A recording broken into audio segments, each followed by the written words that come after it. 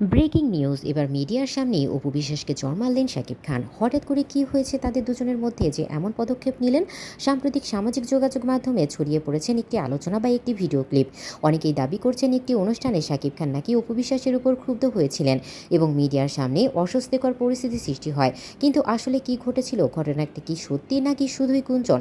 আজকের ভিডিওতে আমরা পুরোপুরি বিষয়টি বিশ্লেষণ করব। অনেকেই বলছেন শাকিব খান এবং অপু বিশ্বাস একটি অনুষ্ঠানে একসাথে হাজির হয়েছিলেন এবং তাদের দুজনকে অনেক বিষয়ে প্রশ্ন করা হচ্ছিল। সেই বিষয়ে হঠাৎ করেই অপু বিশ্বাস এবং শাকিব খানের সংসার নিয়ে যখন আলোচনা শুরু হয়, তখন তারা দুজন হাসি মুখে সবকিছু সমর্থন জানায়। বলে যে হ্যাঁ, যদি আল্লাহ চায় তাহলে আমরা দুজন একসাথে সংসার করব।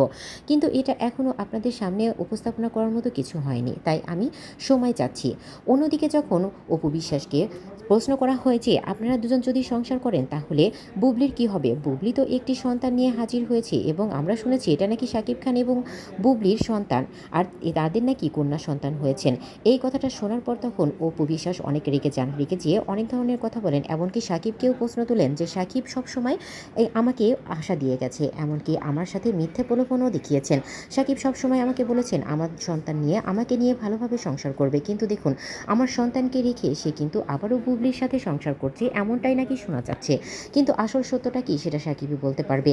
এই কথাগুলো শোনার পর শাকিব খান অনেক রেগে যান এবং তখনই চওড়া হয়ে যান অপু বিশ্বাসের উপর। সে তখনই রেগে গিয়ে অপু বিশ্বাসের গায়ে হাত তুলতে চান মিডিয়ার সামনেই। কিন্তু পরিস্থিতি সামাল দিয়ে সবাই তখন শাকিব খানকে থামান। শাকিব খানও বুঝতে পারেন আসলে এই বিষয়টা করা উচিত হয়নি। অপু বিশ্বাস তো ঠিকই বলেছেন, শুধু শুধু তার সাথে খারাপ ব্যবহার করা হয়েছে। এর কারণে অপু বিশ্বাস সেখান থেকে উঠে চলে যান এবং শাকিব খানকে বলেন, তুমি যদি কখনো এর জন্য সবার কাছে ক্ষমা চাও, মিডিয়ার কাছে ক্ষমা চাইতে পারো, তাহলে অবশ্যই আমার সাথে সাক্ষাৎ করো, না হলে কখনোই আর তোমার সাথে আমার দেখা হবে না।